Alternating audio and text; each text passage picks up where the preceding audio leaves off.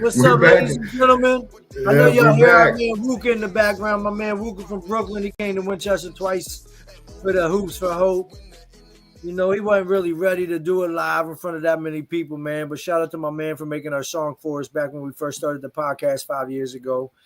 And we got a goodie for y'all tonight, man. Every night is a goodie we got, but tonight should be very exciting. We got Mr. BPG. You know, he ran for mayor of Winchester last year. And, you know, that community is still not ready for certain changes yet. It is what it is. It's the truth. It's a shame, but it's the truth. But we got him on. He's on the Winchester Public School System Board, and he is a professor over there at Shenandoah University. So y'all put your hands together and make a round of applause for the one and only BPG. Y'all down with BPG? Yeah, y'all know me. Yeah, you know me. Here we go. There he is, ladies and gentlemen, the one and only BPG. Hey, everybody. Nice to meet you. What's up? What's up? Happy to Hey, be here with y'all. Yeah, I'm glad to have you on, man. I appreciate you joining our platform and to give you one as well. So yeah, we get a whole bunch of views and subscribers after this show because we got the man on tonight. We'll see. We'll see. Yeah. So Bryan, do you want to speak a little bit about tell us a little bit about yourself, and we'll get started. Yeah, sure. Stop me if I'm talking too much, but my name's Bryan.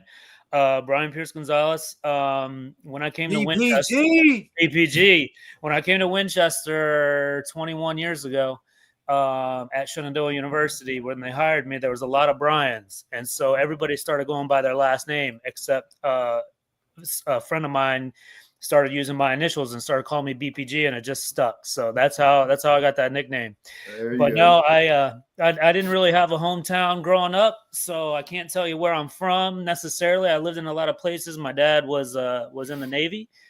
So when I landed in Winchester, Virginia in 2005, I had no idea I would be here for 21 years. But now I'm still here. I love this town. I love this community. I love the people. I love the neighborhoods.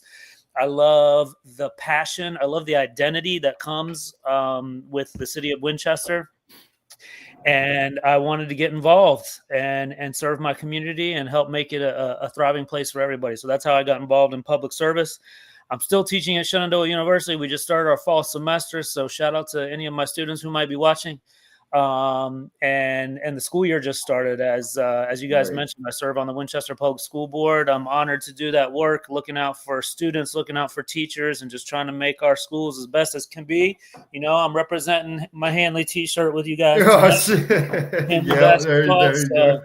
Yes. I hope that's enough. We speak about Hanley a lot on the show, and we have a lot of guests, of course, that went to Hanley because we both did. Of course. No, that's dope, man. I love your energy. I love what you're about, man. It doesn't matter where you're from. It's where you at, you know? That's right. I mean, I'll never forget my home, which is why I love Winchester so much, but it's where I'm at right now. At the end of the day, you guys can't save me if I need something in 2 minutes. True. And hey, Chris, I gotta mention. That's maybe help me monetarily, but in real life, you can't show up for me. Hey, Chris gets hyped, Bryan, as you can see. Cameron Street, North Loudon, or Kent, real quick. That's right. And vice versa, you know. So I love it, man. I love that you've adapted, and the community is taking well to you too. And well, thank you. I appreciate that. And honestly, you know, when I first learned about you, Chris, because you were gone by the time I got here. I actually left just before you moved there. I left in October 2003. Okay. See, yeah. So like 2 years before I got here, you left, but you come back. And when I learned who you were and what you were about, to me, that like you're one of the best ambassadors for Winchester City. It's a place that doesn't leave you. And you know, I hope to die here and be buried here one day. But if my life takes a different path and I do have to leave Winchester City, it's going to be that place for me too. It's going to be the place that I take with me. So, I mean, it's a special place. And I hope everybody out there listening that calls this place home, I hope you really understand how special Winchester is. Right. No, I totally agree with you. No matter where I've gone, there's been times when I couldn't get back to Winchester too often, and I felt weird about it. But you adapt where you go to, but there's always a saying, and it's true for me, like, there is no place like home. Home is where the heart is. For me, I grew up there as an elementary kid, before even elementary, pre-kindergarten, all the way through high school. And then I came back for 2.5 years during my college years. So I kind of becoming a little kid all the way to a man, a young adult. That's all I know. So that's so many memories, so much love, and they showed me how to become somebody. So absolutely, I always got to show a love, man. But I'm proud of you, man. It's great to have you on. Tony and I've been talking about having you on for a while, man. And like a year. Excited for you to tell your story and hey man, I'm bored. I'm sitting at home most nights. So if y'all need a guest, just call me up, send me the link. I'll hop back on. Funny thing is, we'll talk to you as soon as this episode's over. Right. But so we'll dive in and we'll start with you being a college professor, right? I got a few questions for that. You do different things. So to be honest, Tony, you didn't know he was a professor, right? Hey, I keep it real. I didn't. I just knew he was on the school Tony board. knows me from basketball. And I just coach his son. Like, but that brings me to something, like how you say, like, you don't ask questions, you don't get into people's personal business, this and there. But as adults, when Drake said no new friends, that's the reason, because people just don't talk and ask things anymore. Right. Yeah. Right. But for real, you guys got to do more of that. It's just people in general. It's not being nosy. It's like, I genuinely care. Like, what the hell? I don't know. That's how I feel. I feel like being nosy in a way. Like certain things. I don't know. That's just me. I'm an open book, like I told y'all before. Yeah. Like, you can ask me whatever. I'll let you know. Right. But we'll start. Like you say, you came to Winchester, for SU, the job there. So what is the most important qualities for being a college professor to you? That's a great question, and I can only speak to my experience about. I have found success being a professor, a college professor at Shenandoah University. And what has worked for me may not work for somebody else, but I'll tell you what has worked for me is I try, and I think I'm very good at connecting with my students and like Chris was just saying, like talking to them, learning about where they're coming from, where they're trying to go, opening my world up a little bit to them so that they see, I have a story myself. I invite them over to my house sometimes, not all the time, and not every class, but some of my classes, I bring them over to my house, and I invite my mom over because my mom is a hell of a cook, and she'll come over and she'll make lunch. She'll make Mexican food for my classes. That's what I try to do as a professor. Listen, especially in 2025, these young people, they can hop on the internet and take a class. Right. You know what I'm saying? They don't need I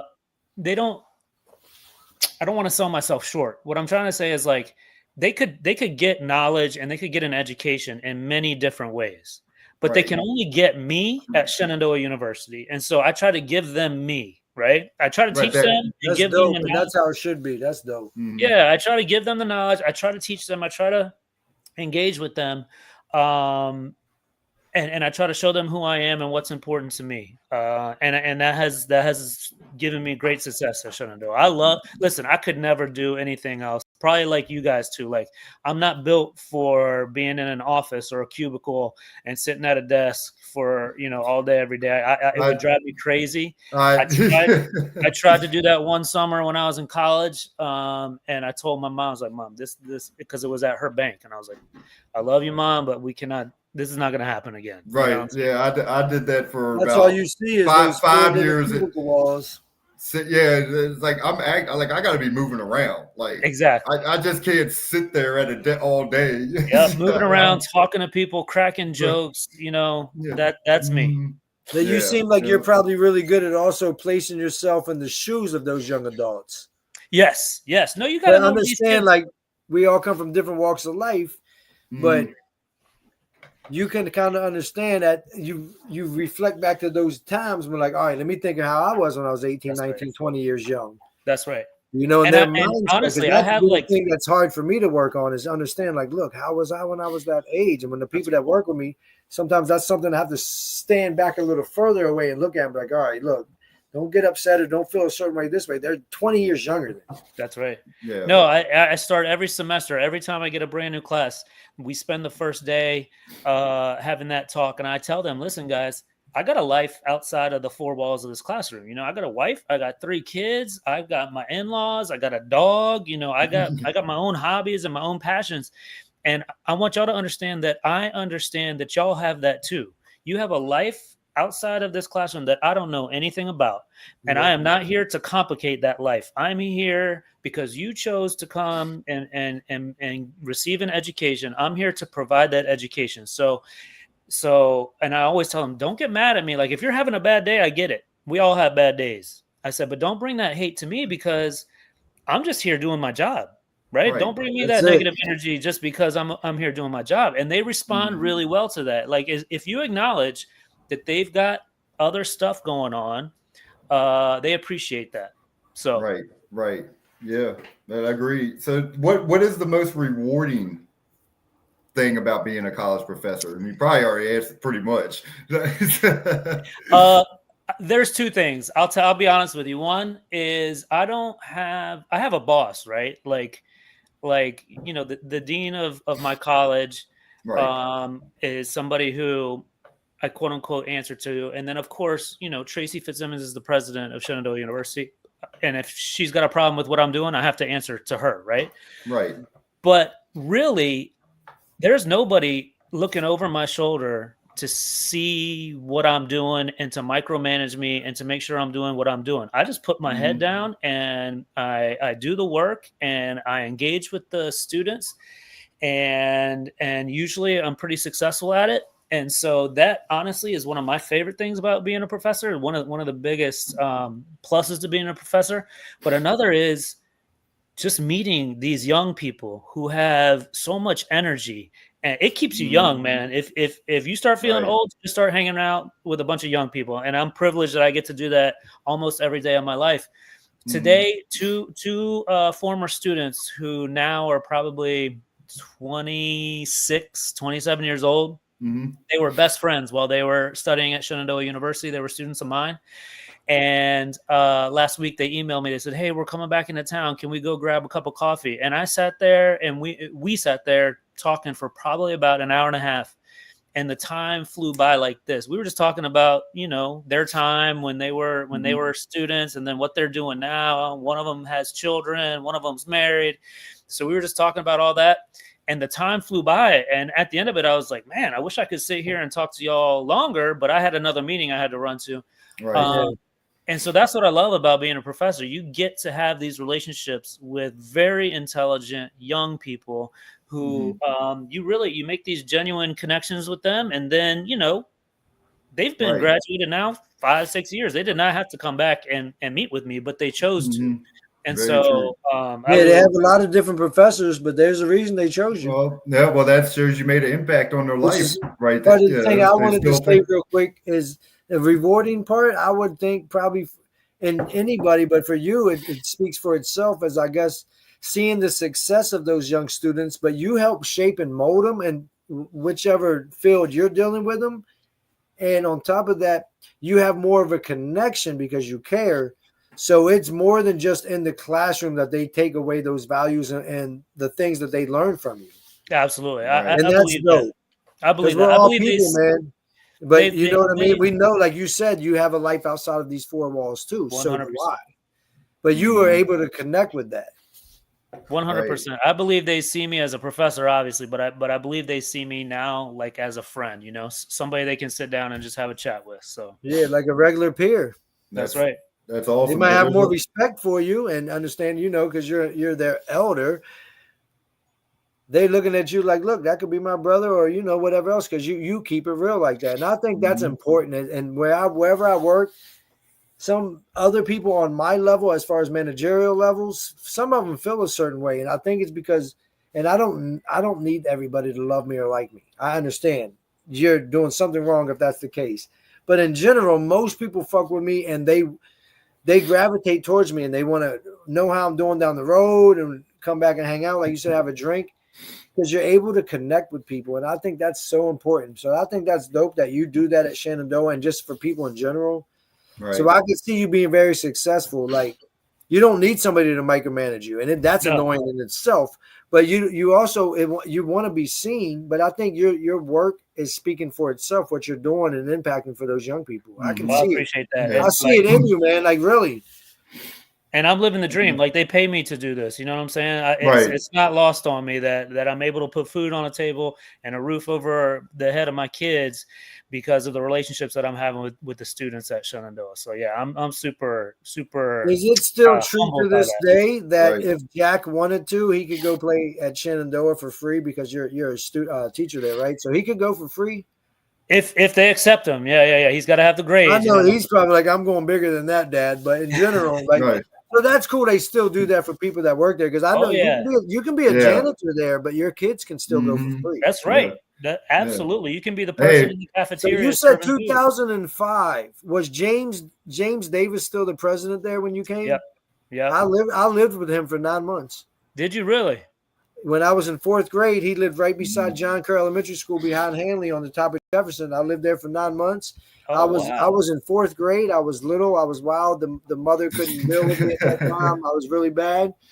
So I went from the Evans home to there, and then I moved back into the Evans home. But I stayed with Dr. Davis for 9 months, and he's the reason I learned how to water ski, jet ski. I've had Christmases that I've never dreamed of before. Yeah, from him and his family. That's amazing, man. I had no idea. But that's Winchester.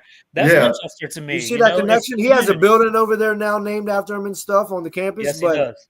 I was there when it was still like a conservatory. It was just like music and drama. The basketball gym was really little, all kinds of stuff. But no, that's awesome. So he helped hire you or was running things when you were there, right? He was running things when I was there. I think the first 2 years I was there. So that means probably around 2007 is when he retired, and then Tracy took over. They hired Tracy. Nice. Yeah, so see, that's still another connection, though. Yeah, no, that's amazing. I mean, that's what this community is. That's great. I love that story. I had no idea. He's down in Roanoke now at Smith Mountain Lake. They moved to Florida for a while, but now he and his wife are at Smith Mountain Lake because, he's health-wise and not doing so well. And be closer to family when you're on your end times. Yeah, of course. Right. But yeah, he was super impactful in my life, man. So that's all. That's what I'm saying. That's awesome to know that you're over there impacting young people's lives too. Yeah. Hey, if you want to talk to the coaches to get Christian and Jack over there. Hey, Coach Doyle would be. He'd be doing backflips with Christian and Jack. Yeah, see, Tony, it's still Coach Doyle. Christian's already working with the coach. Is he? I think the assistant coach. I can't remember his name right now. But my dad was an alum at SU. Graduated from SU. Oh, dang! I didn't know that. Yeah. Oh, that was early 90s. Yeah, they weren't SU yet. Yeah. They were just they were real small, just the main tiny part. Oh yeah, nothing like it is now. Dude, I've been there for 21 years, and it's like double the size from when I got there. Oh my God, it's tripled the size. Yeah, now they bought everything except for the Civics. Right. Well, they might own that too. No, they don't own that. That's technically the city parks. Yeah, it's still it's Russ Potts. So it's the Russ Potts Civics. Yeah. But did you see, Chris? They just replaced the goals. Backboards. Oh, the back. Yeah. I saw some of it. When we were little, we played there every day, all day, and until you were really good, you couldn't play on the middle court. Like it used to be like our rucker. Right. I wish that's it why it was like awesome that. to do an event I did a few years ago and had everybody come back, man. But yeah, Shenandoah is like they went across the highway and everything. Back in the day, I'm telling you, it was like 4 or 5 buildings, a couple dorms, and that was it. Wow. Yeah, that was it. So shifting gears, kind of, we'll speak on the school board. Okay. You being on the Winchester school board. So yeah, my fault. I might be talking too much, fellas. Oh, you're good, Chris. All good. That's just what you do, man. You're excited. Yeah, man. We always love your energy. It gets reciprocated. You got to give what you want. Right. So BPG, we'll call you that. What do you believe our schools should be accomplishing? Or what are your 3 overall educational priorities? Wow, those are great questions. What should our schools be accomplishing? That's that's not a hard question to answer, right? We need to be teaching the students. The students need to be learning.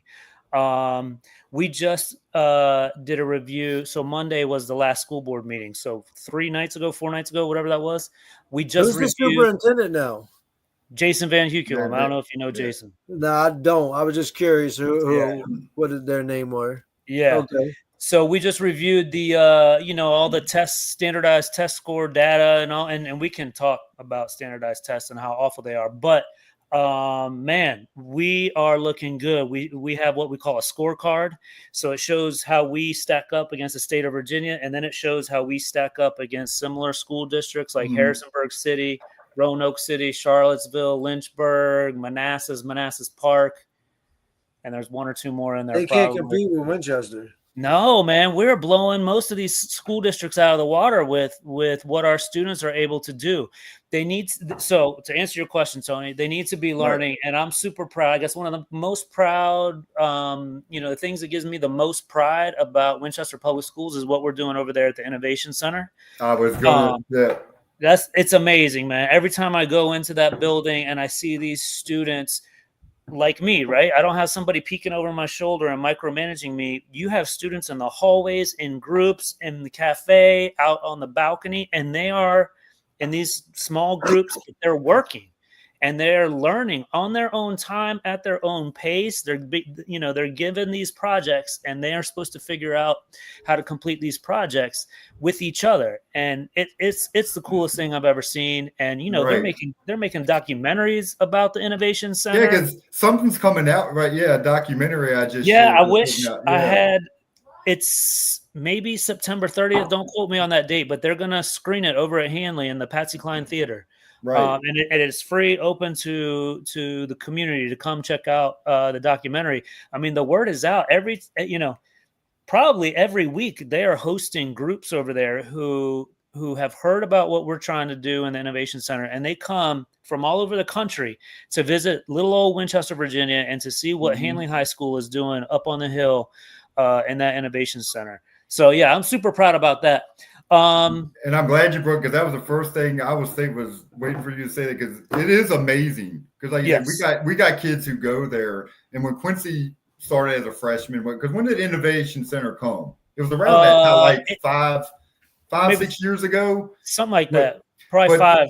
Yeah, so he's coming home like, I'm doing welding and this and that. Like, it's amazing because kids they're learning trades. I mean, nursing, firefighter. They're learning these things. It's amazing. They're learning these things, and we have partnerships with, sometimes it's businesses, sometimes it's, with the fire department or what have you. And so when they complete courses at the Innovation Center, many times they're getting a credential. They're getting a certificate or something, so that when they graduate in 12th grade, not everybody's meant to go to college. Some of these students, they graduate in 12th grade and then they've got this certificate, they've got this credential, and they can start working immediately and providing for themselves. We had a young man, I can't remember if it was last year or the year before, and his story was, academics, he just that wasn't his thing, to sit in a room, to read a book and learn and take tests and all that kind of stuff. And a lot of people kind of wrote him off, like, well, that this kid just doesn't have it. He just doesn't want to be here. He hates school. He's a troublemaker. Right. Well, once he started taking the firefighting class, the EMT class, he did a complete 180, and he started caring, and it mattered to him, and he started excelling. I think he was the best student we had in that firefighter class that year. And the school board went for a visit, and they brought him out. You know what I mean? To talk to us and to tell us what it meant to be taking this class. And if you think about that, when officials usually go into schools, they usually bring out the A+ students to come talk to you, right? Right. This was a kid who was struggling, who didn't have a passion about anything that was going on inside the building until he took this firefighter class. And man, I tell you, that's what I'm most proud of. We are not just meeting the needs of our students who are going to go to college, because we meet those needs. Y'all know this. We're sending students to Harvard. We are sending students to Yale. We are sending students to Penn. We are sending students to UVA, to Duke. We are sending students to Shenandoah. If you want to go to college, Hanley is gonna take real good care of you, and they're gonna get you there. But if you don't want to go to college, we're also gonna take care of those students, and that to me is super important. And whenever my time on the board is up, I hope whoever comes behind me and continues this work, I hope they really keep that, focus, because that's something that I'm scared. If you don't water it every day, if you don't nurture it and take care of that piece of it, you could lose it really easily. Right. Because a lot of people just think, oh, you're in high school. What college are you going to? No, it's not about that. Maybe they want to enlist in the military. We're taking care of those kids too. You know what I mean? Yeah. I mean, like I said, I can't say enough about it either. Because like you say, college is not for everybody. I mean, I've known plenty of intelligent, intellectual people, which is they can't sit in the class. They hate it. And I get that, but it's great because everybody forgets about trades. And we're always going to need that. And they can make money. Big money. One of my best friends in the whole world. He actually dropped out of school when we were in high school. He eventually got his GED many years later, but he became a plumber. His dad was a plumber, so he started apprenticing under his father and became like this awesome plumber. Even to this day, if something goes wrong in my house with the plumbing, I'm on the phone with my boy from back in high school. I'm like, hey man, this is what's going on, and he walks me through it. And this dude makes a lot of money, right? Yeah, now he owns the company, so he's making bank, and I'm super proud of him. And there's more than one pathway in life, right? Look at the three of us. We do very different things in different places. There's more than one way to live this life. Yeah, and some of the most successful people in life did not finish high school.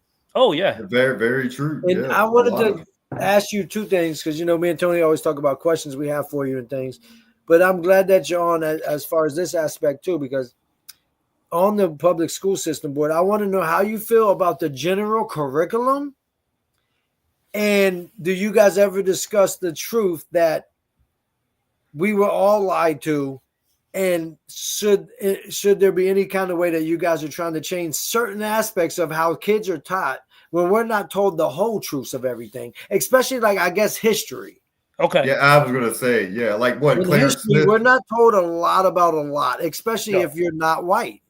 Yeah, like real. Well, not hating. I'm half white. I don't care about any of that. The truth is the truth. We're not told so much of the truths in school, and now that we were allowed, our teachers were allowed to. Like, I can't blame our parents or teachers if they were allowed to too. But now that we know everything, we have so much information. Like you're saying, social media and technology has changed.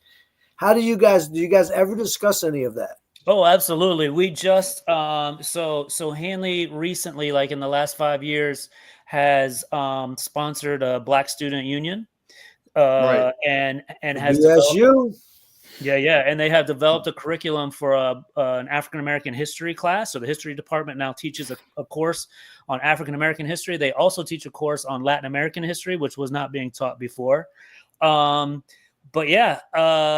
we do talk about that. And we do talk about how diverse Winchester City is. There was a stat that was given to us years ago, but I think it's still true. In the Commonwealth of Virginia, we're the fourth most diverse school district. I think number one is Virginia Beach, or it's like Virginia Beach or Richmond. They're 1 and 2.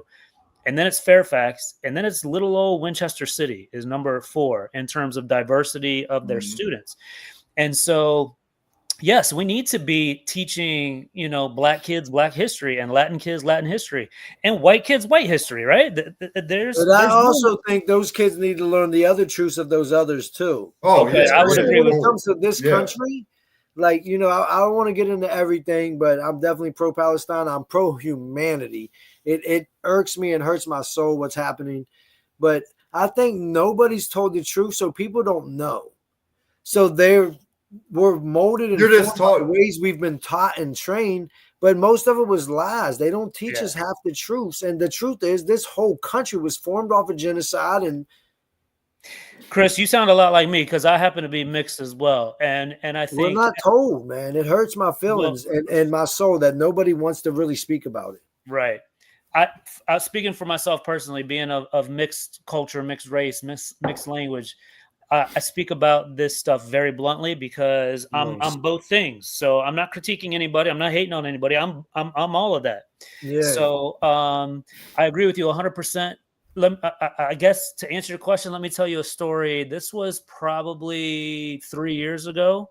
So about a year, 2 years before I ran for mayor. The Shout superintendent out to called me. that too, ladies and gentlemen. This young man ran for mayor. So a couple years ago, the superintendent calls me and he says, "Hey, are you busy right now?" And I said, "No, I'm free." I think it was over the summer. No, it wasn't over the summer. It was during the school year. And I said, "No, I'm free. What's up?" He says, "If you can make it down to the Douglas School, which is where we have our central office," he said, "I got some leaders from the NAACP here, and they'd like to bring up an issue." So I went down there as quickly as I could, and I met with Dr. Coates and Miss Gwen, Sheriff Sales' mother. And they served at that point. They were serving in the NAACP in some leadership capacity, and so I sat down in the office and we started talking. And they told me a story about how in one of the English classes that was about literature, a Black student, an African American student, noticed that in the list of the authors that they were reading, it was all dead white men.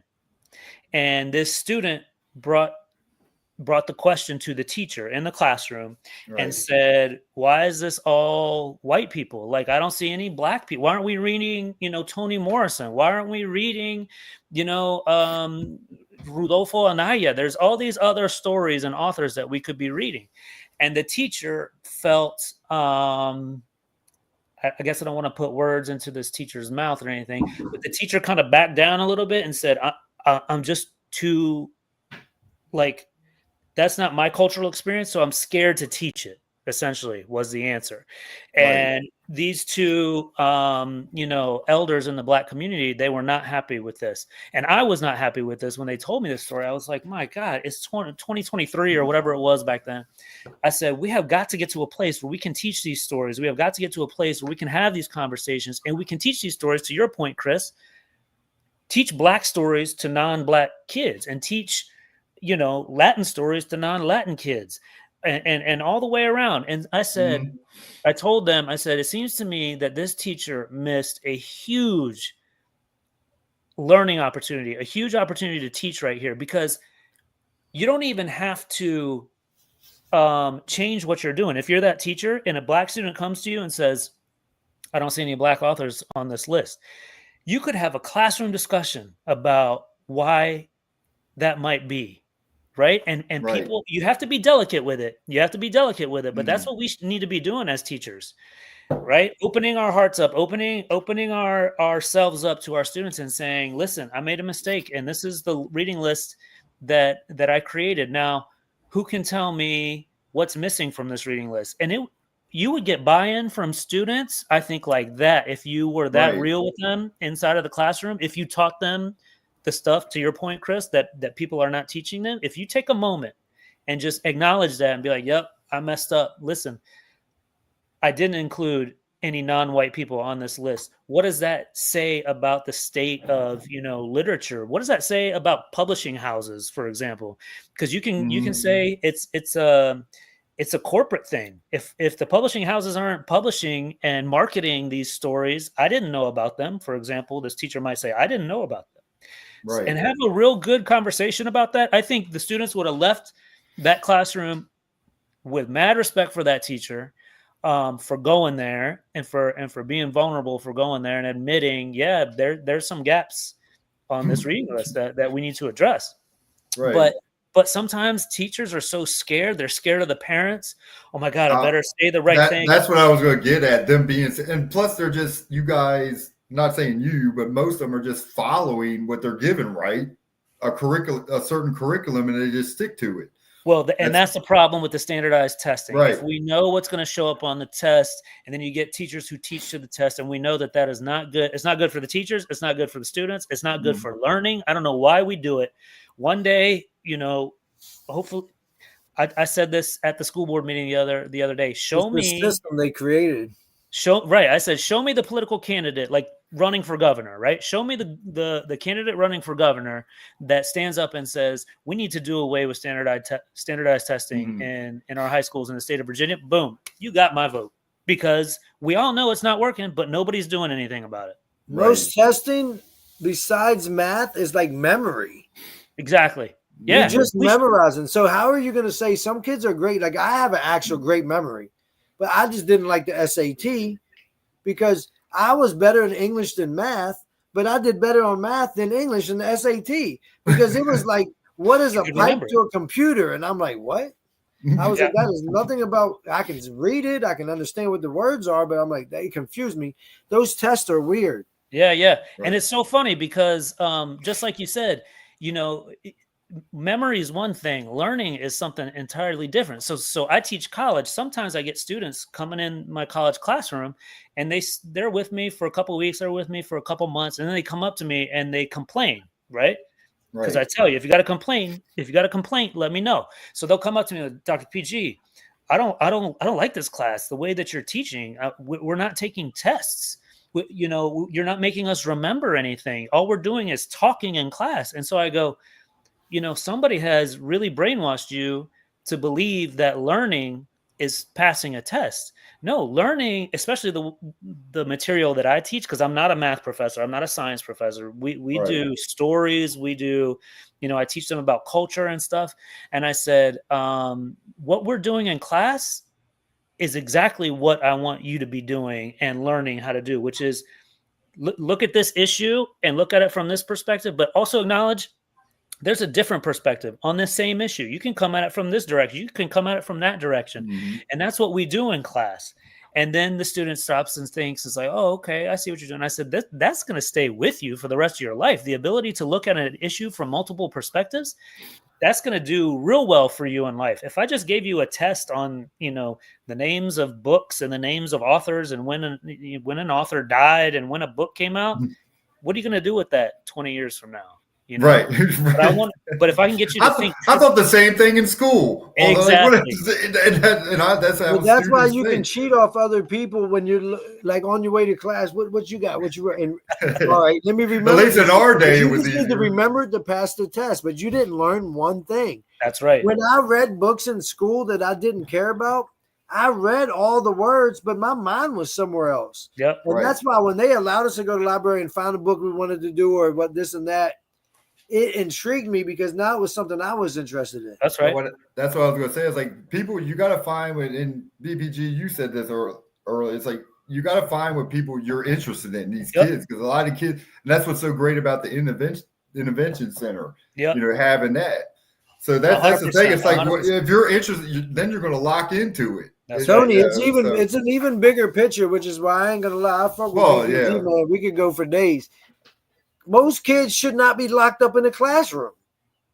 Their mind isn't doing anything but seeing what's on those walls. That chart. Oh, we're gonna get deep now. No, but I'm curious. Like they should I'm to figure out what they really want and what they like and what they're interested in. But that's why one of our elementary schools, firefighter, because he had nothing about that. But once he got the opportunity, he grasped onto it and really took it. That's right. But when you're stuck in a classroom and everybody's learning the exact same thing or being taught the same thing, that means we're all supposed to be the same. That's the brainwashing of it. And unfortunately, you're mandated by the federal, Department of Education many times, or the state level Department of Education, into, okay, it's 4th grade, so you got to teach this. It's 8th grade, you got to teach this. It's 10th grade, you got to teach this. And so at the K-12, if you don't know that by now, you're considered dumb. That's right. That's right. And that's the system. That's the system that needs to change, because once you get to college, you get professors like me. And I go, no, we're not going to do tests. We're going to talk. And I might give you a reflection writing assignment. I'm not grading you on your writing. I don't care if it's a run-on sentence. I'm grading you on your ideas. And some students, they've been brought up in that system where it's like test. I got to get an A. I got to get 100% on the test. Yay. And then they come to my class and like, Dr. PG, I don't know if I like this. Because I need to be taking a test. I need you to tell me that I'm learning. And I'm like, no, you need to switch it, right? I shouldn't tell you that you're learning. You should show me that you're learning. And some students, it takes them a little bit to understand that because they've been in that system for so long and it's brainwashed them to believe that that's what learning is. And that's not what learning is, in my opinion. And I also think in high school, going back to Winchester, Tony, because your son's a senior and you have a kid that's in 3rd grade now? If they were taught the truth, no matter what their color, race, religion, and stuff is, if they were taught the truth, at a young age, instead of being brainwashed or just told what the victors want to tell, I think that there would be way less racism. Oh yeah, there'd be a better understanding for each other. 100%. Chris, I mean, I totally agree. It's to me. Well, we'll bring up Clarence Smith. But we need people like BPG that might be able to make those differences one day. Yeah, well, remember Carl about Clarence, it too. Anybody? Remember, Clarence Smith was teaching a Black History class. I was going to tell BPG to try to steal him away from Sharando because he's a Hanley kid anyway. Yeah. Well, Carl, who? Clarence Smith. No, we got Clarence. He's at WPS. He's at Daniel Morgan now, correct? Oh, nice. I think so. Yeah, I just saw him last week. He is. He's at Daniel Morgan. He's going to be a great professor, teacher for those students. Nice. Oh, 100%. No, I'm a big He'll Clarence keep it real. Yep. I'm a big Clarence fan. And that just leads to like we were talking about curriculum, or like teachers pressured, I guess, to teach certain curriculum, or did like Claire, he did his own thing, basically, like a Black History class. It's good to follow us. And that's what I'm getting at. Like, did he have the freedom, or do teachers have the freedom? Like you say, or they're going to get backlash. I mean, to a degree, they have to meet certain benchmarks, and they have to make sure, you got to prepare these students for those stupid SOL tests. Don't get me wrong. Don't get me started. But listen, I love it. I will put up the teachers that we have in Winchester Public Schools against any division in the country. We just celebrated the Virginia Teacher of the Year is at Hanley High School. The Teacher of the Year in the entire state of Virginia got to go to the White House, meet the president and the first lady. This was under the previous. That was an awful experience. But that's fine. I was like, I would have passed on that, but anyway. Well, that was under the previous administration, so. But I mean, our teachers are doing a hell of a job. Yes. In some ways, their hands are tied by we've got to make sure we're on schedule. We got to make sure we're hitting these benchmarks because that's what the state mandates or that's what the federal government mandates. But they are creative and they're teaching. The approach that they bring to teaching is super, like they bring their passion, they bring their creativity, they bring their expertise. And so they have to do certain things, but within those restrictions, within those limitations, they're killing it, man. I love our teachers. There's always a knucklehead in every group, right? Don't get me wrong, but our teachers are amazing. Oh, I agree. There's a lot of great teachers at the school. I mean, even when me and Chris went to head, there was still great teachers there back in, the 1960s when we went. But I'm with you. And speaking of those times, speaking of diversity, you got a lot to deal with now, BPG. Yeah, but the teachers are even diverse. We didn't have teachers that look like some of the teachers and helpers at schools now. I'm just being honest. It's different, and I'm sure they have to talk about that kind of stuff. Oh, yeah. Because we had women that were most of them were very old. We never thought nothing about it. We thought, did you make some grandma cookies for us today? We was hoping it's not like that all the time now. Lives have changed a lot, man. So Jack and Christian look at certain teachers and I don't remember doing that. They don't tell me if they do. They probably don't tell you. They ain't gonna tell Dad. Chris is and maybe there were back then, but you guys might add some weird fetishes or something. But I was like, there was no good looking women when I was a kid. Like, it was all old and it wasn't. But nowadays, I guess because life has just changed so much, some of the people that graduate are already teachers. Yeah. That's what I'm getting at. We're so old, Chris. It's new. But even Clarence is a young looking person. Yeah. You know what I mean? Right. Like BPG, you don't look old. Like, so certain students are probably like, oh, like, I'm not trying to switch subjects. I'm keeping it real in all aspects. If he's on the school boards and stuff, they have to talk about everything. Yeah. Right. Yeah. Of course. Yeah. Student behavior, everything, teacher behavior, all of it. But the curriculum was the biggest thing for me because I just wish people would teach the truth. And now that we're old enough and know enough knowledge, like we're not told half the truth. So that's why I wanted to get on that. And I appreciate you elaborating on how you feel about it. Well, 100%. But you, to your point though, you have a group of parents and I don't want to pick on parents at all, but you have the adults in the lives of these children who sometimes when teachers try to teach the truth, to your point, Chris, the adult comes in the room and sees a student reading a certain book or having a certain conversation with another student, and then they're like, whoa, why are you talking about that? And then it becomes this big political issue. Like, we got to get certain books out of the library because I don't want my kid learning that stuff at public school.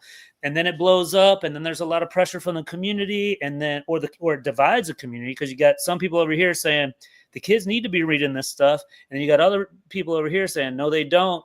That's not my kid, because that's not how I raised them. Those are the people at home that were already lied to their whole life, so they don't know any better either. Yeah. I'm not blaming them and saying they're racist, even if they are. I'm saying they don't know better. That's what they were told and taught. So they don't want their kids learning about no damn Huey Lewis and no Malcolm X. They don't want them learning. They're like, who is that? And the same thing, certain black people or Hispanics don't want people learning about some of the Thomas Jefferson. They're like, nope, slave owner. Yeah. You know, but if you're not taught the truths, how can you really know? And that's what I hope you guys can hopefully change, at least in the Winchester school system. Yeah, I think we're trying. We're definitely having those conversations. You asked if we were talking about that stuff. We do talk about it. We're not in the classrooms, obviously. You know, we're at central office, and so we're way up here. The teachers are down here because they're actually in the classrooms with the students. They're the boots on the ground, if you will. Yeah. But no, I'm happy with what we're doing. Listen, I tell people all the time, education is a weird thing, right? Because everybody went through school, at least some school. Right. And so as they become adults, in their mind, they're like, this is how school works, right? Because I went to school. I know how school works. And then I have to talk to them and be like, you don't understand. We don't order our food from McDonald's in 2025 the same way we did in the year 2000. Right? There was a 99-cent menu back then. Right. 99-cent menu. But you know, we don't pump our gasoline the same way that we do in 2025 as we did 20, 30 years ago. We don't, pick anything, right? We don't watch TV. Everything is changed except for the education and the politics. Mm-hmm. Right. We don't watch TV now the same way we watched TV 20 years ago. But people have it stuck in their minds like, well, education was this way when I was in school, so it needs to stay this way. And I have to have that conversation with them. That's a dope-ass way to look at it. And yes, that's right. Everything evolves. I didn't even think about it like that, to break it down like that. That's Tony. You don't agree? Like, for real. Like, I totally agree. And things as we did growing up, because we didn't have the cell phones, we didn't have the internet, like so much things. We just lived a different way. But now you're still teaching education the same way when it was already wrong back then. Yep. Why can't we change it? Yeah. So that's the conversation you have to have with people out in the community. The adults is who I'm referring to, because they want you to do it the way that they, dealt with it back in the day. Right. So the thing is basically adapting. Right. It is. We have to adapt with the times, and nobody wants to. You got these I guess you can say old heads, whatever. But like they do it in that's how we were taught. Entertainment and everything except for education and politics. Yeah. Because they don't want us to know the truth. That's right.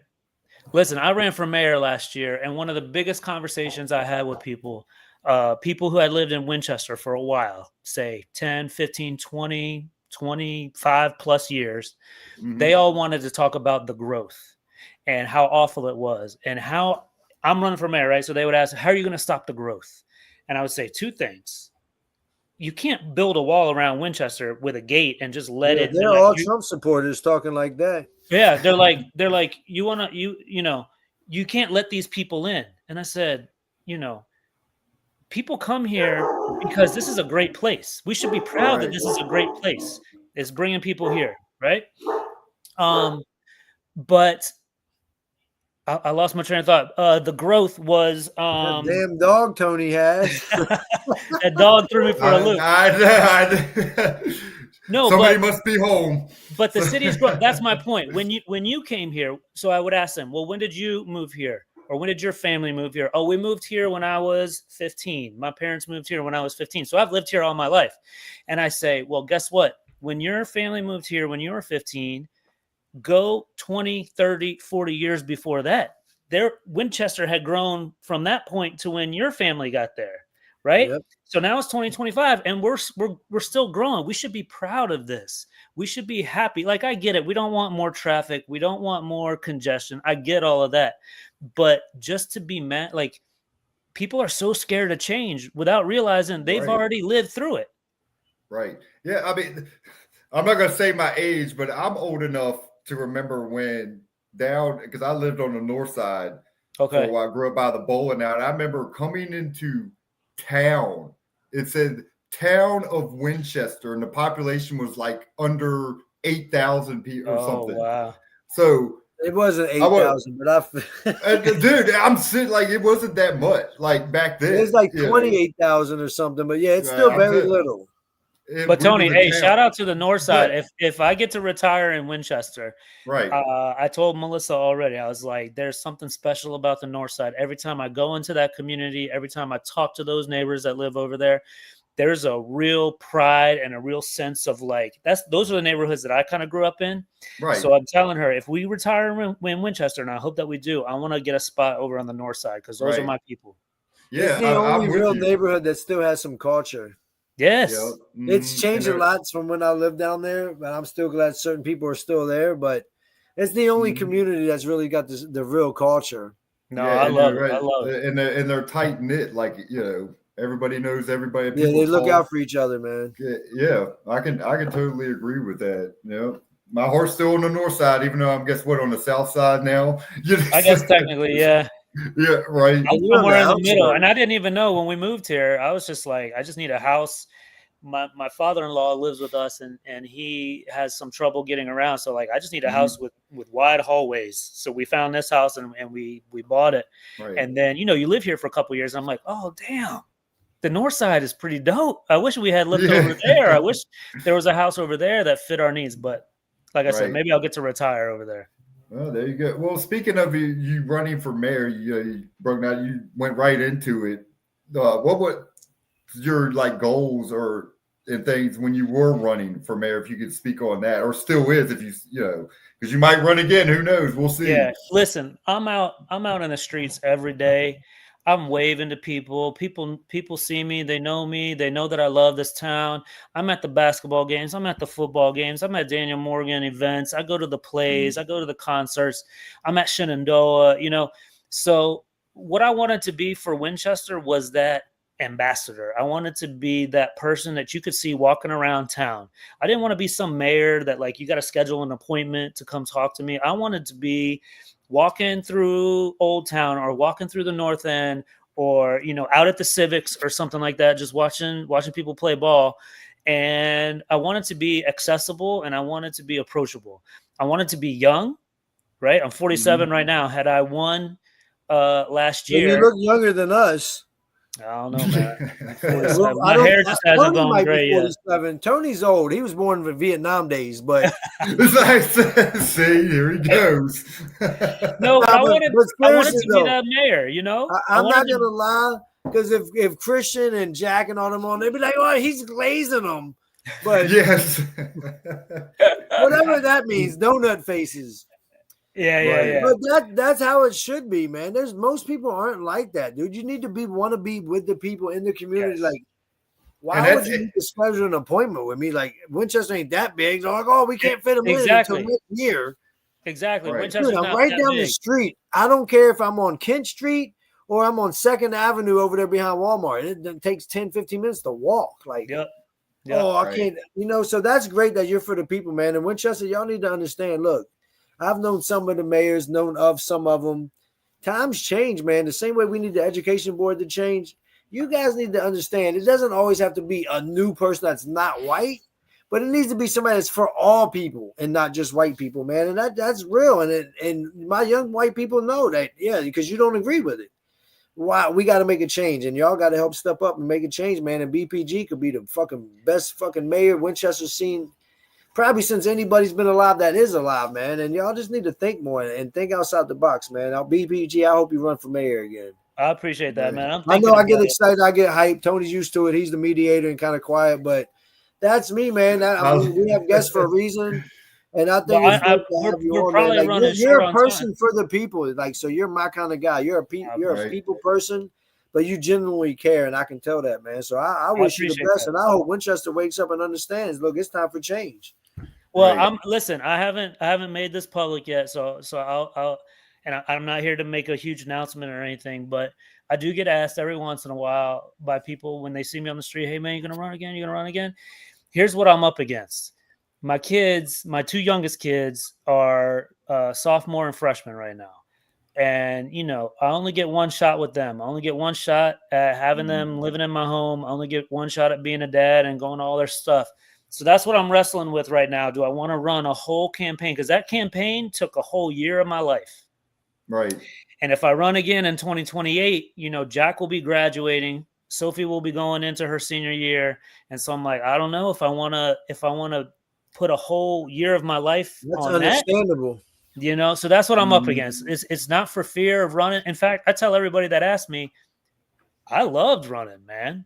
Like, I can talk to people, and I'm an honest to a fault. Sometimes it gets me in trouble how honest I am. Likewise. I can't lie to you. I can't lie to you. So if you ask me a question, even though I know what answer you want me to say, I'm not going to lie to you and give you.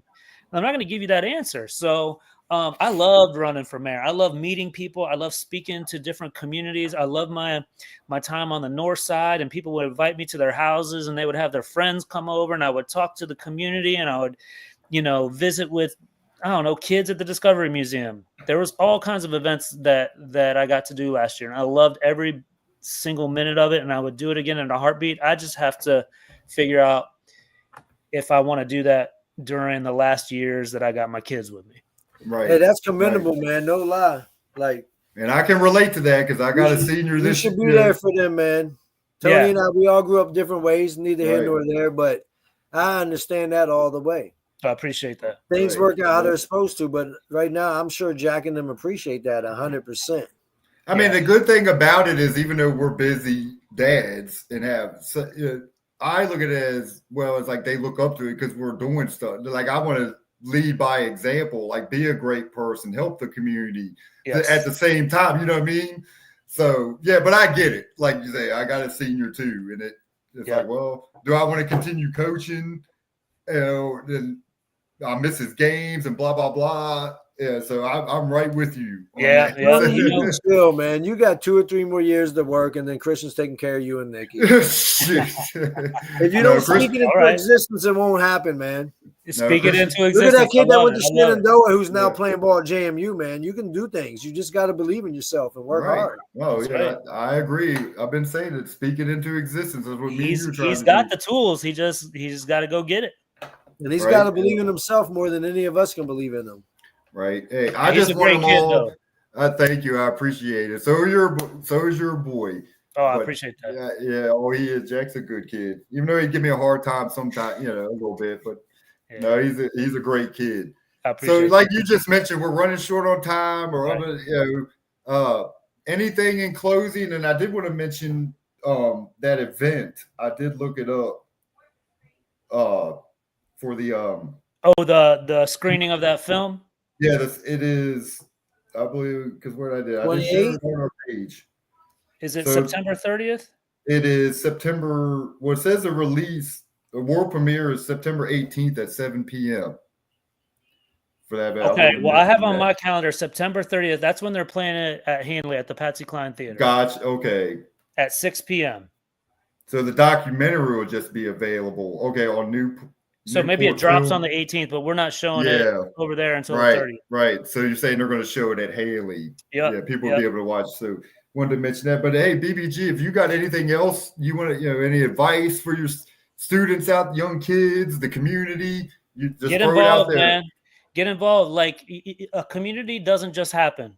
And that's what I love about, listen, I grew up some of my time in Northern Virginia, and there's no identity to that. It's all this suburb, that suburb, this suburb. There's no identity to that.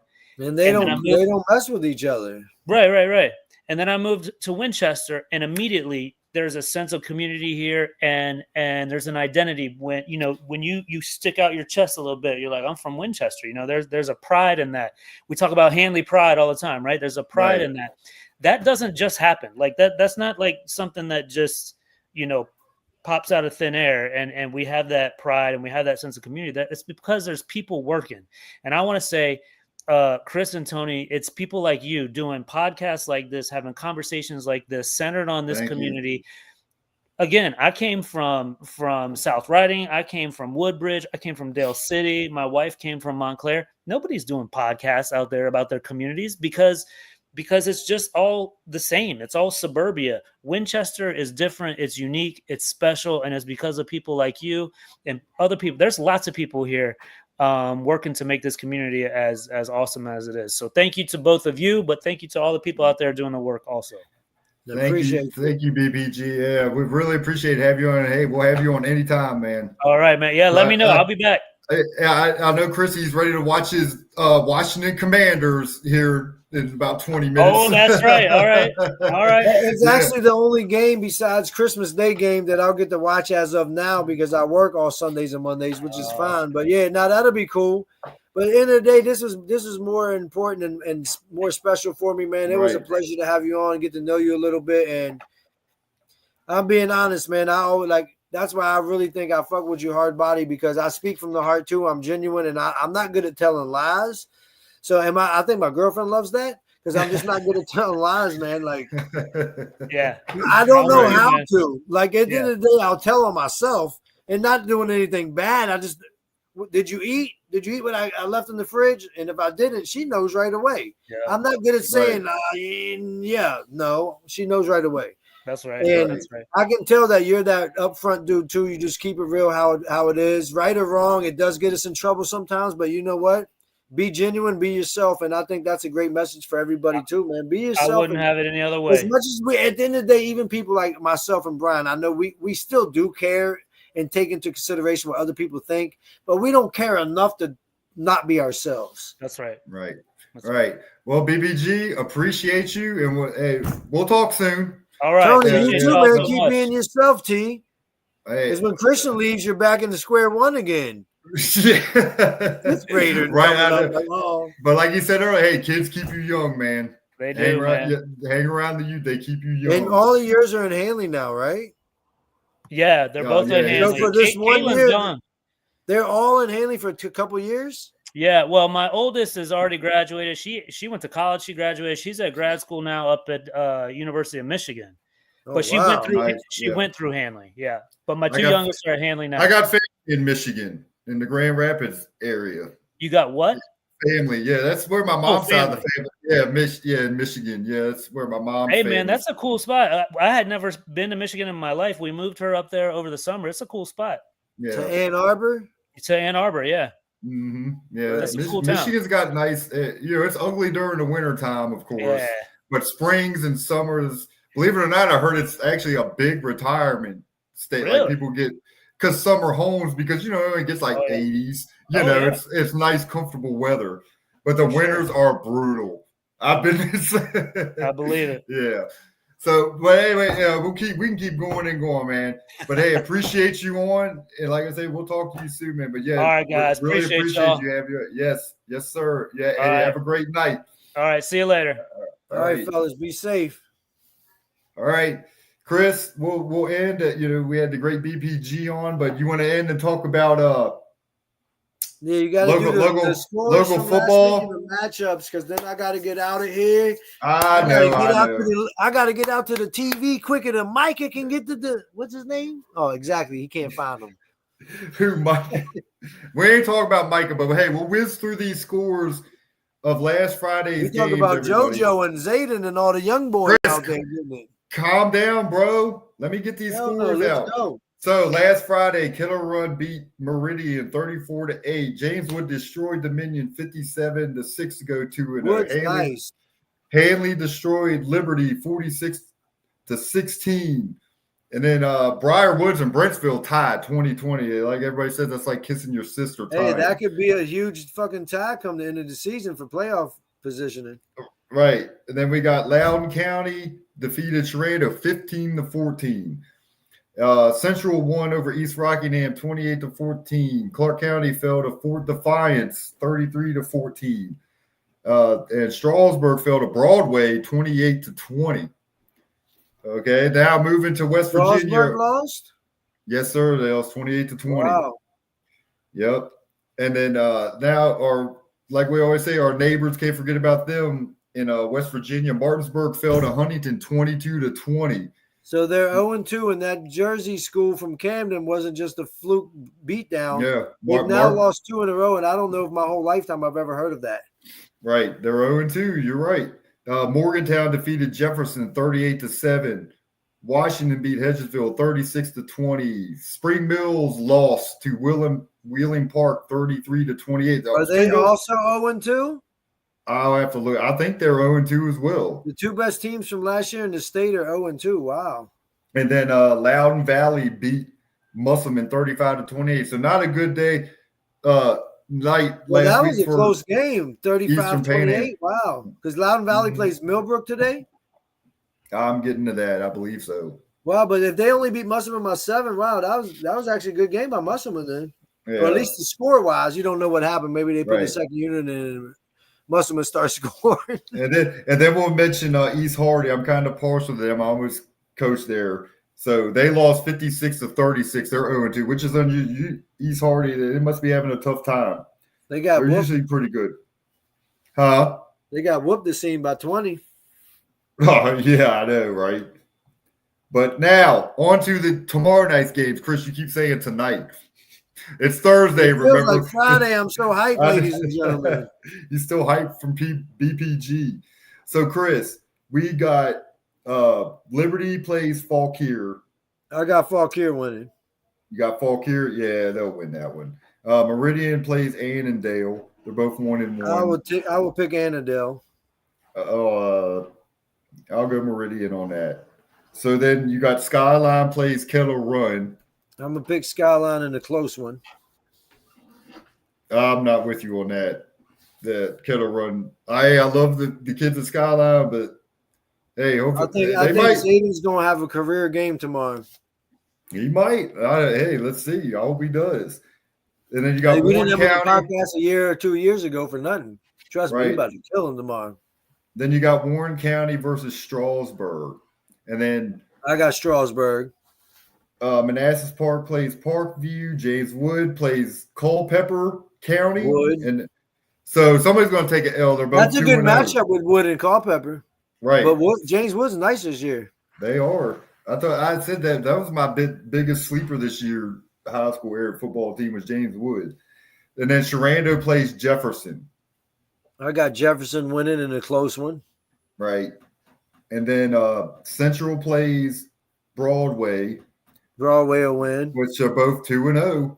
Yeah, so I got Broadway winning, though. That's a big game. Clark County plays Catoctin. And I didn't know. I forgot. Clark County's 0-2. That's unusual. Usually they're winning. Well, the name of the school they're playing, I have no idea what you just said, but hopefully Clark County gets a W. I hope they do, too. What the hell was the name of that school you said? Catoctin. Oh, so that's probably like Catoctin. There used to be like a travel team, like Catoctin. It's probably like an Indian tribe name or something. Probably something like that. Yeah. But now moving on to West Virginia games. Oh no, hold on! I mentioned Hanley's playing Brentsville tomorrow, or Saturday. See, now you got me confused. Yeah, because you're doing Friday's games. Hanley's on Saturday because they play when the big boys play. So yeah, Hanley plays Saturday, but also East Hardy plays Saturday, which is fun because sometimes East Hardy plays Saturday. East Hardy's 0-2. So anyway, moving on real quick. Eastern Panhandle, Jefferson and Sharando already mentioned that they're playing each other. Martinsburg plays Woodson. I'm not sure where that's from. Woodson is in Northern Virginia. I got Woodson winning. All right. Woodson actually might be in DC. You're saying, I think you're right. They're a DC dude. So Martinsburg could start out 0-3. I think maybe they lost some star power, but they've also, as great as they usually are every year, they might have put too much of a tough schedule before they get to their area because they're fucking. I mean, I like it. I've always said about Martinsburg though, they don't duck rec.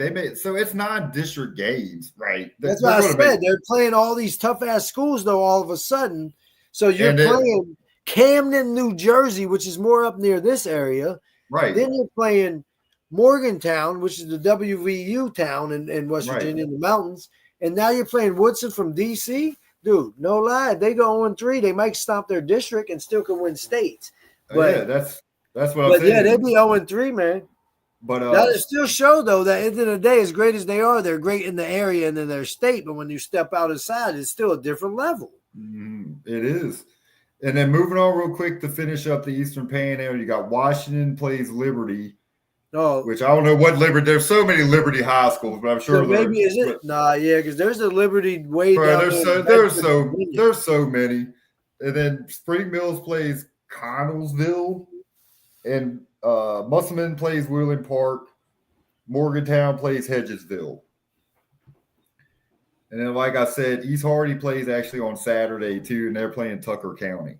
Oh well, that's my name, Tucker. So I got Tucker County winning that shit.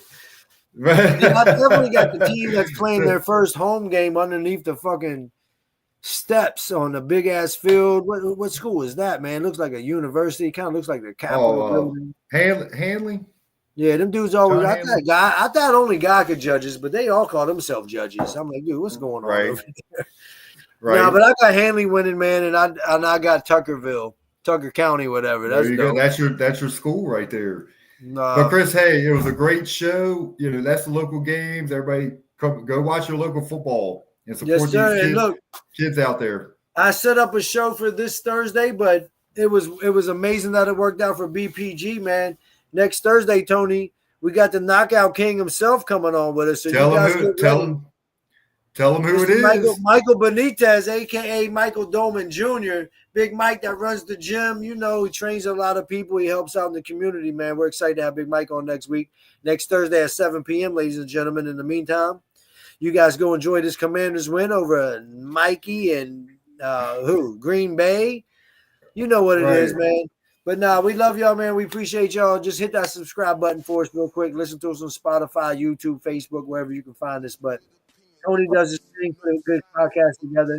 We're going to keep it rolling no matter who's around, man. We love everybody. We wish y'all the best. And until then, man, Washington up, down, wherever. All right, Chris. Well, I think you said it all. And we'll see everybody next week. Yes, sir. Let's go, Hanley, baby. Let's go, Judges. Go get that third victory. All right, bro. Hey, I'll holler at you later, but enjoy your Shout day. out to all the basketball players that's playing this year during senior year, except for my little nephew, Christian, man. You know, he's too worried about being a Duke or UNC player, but he's got that potential, so we'll see what happens, man. Love Winchester, like BPG said, man. Shout out to everybody in the area, man. Just hit that subscribe button. Y'all go over there and show Tony some love, man, because, you know, we're not getting no younger, man. You can't leave the house that often. Right. All right, Chris. Until next week, man.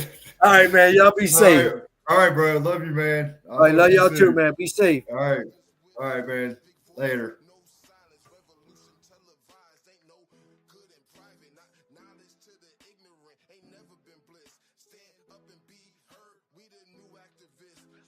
Brothers with opinion, let the convo begin.